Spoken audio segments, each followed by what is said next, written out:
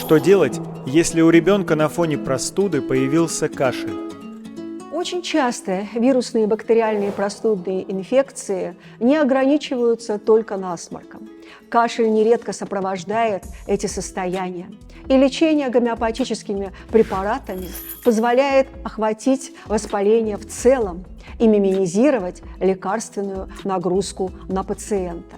Для того, чтобы гомеопатия помогла, надо знать характерные ключевые признаки лекарства, работающие при кашле. Бриония С30.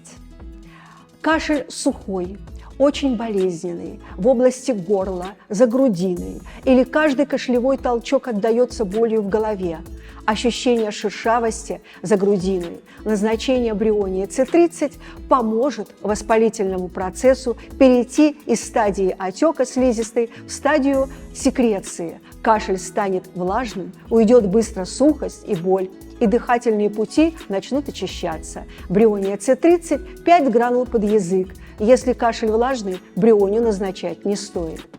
Рустоксикодендрон С30 – это кашель в начале вирусного заболевания.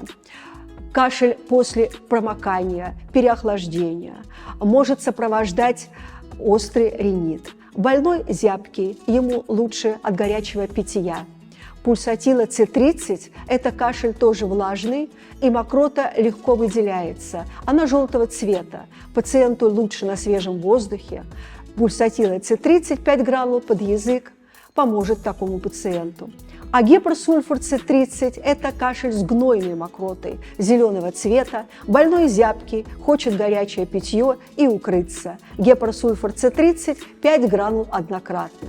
Меркуриус солюбилиус С30 – тоже кашель с гнойной мокротой, часто с прожилками крови.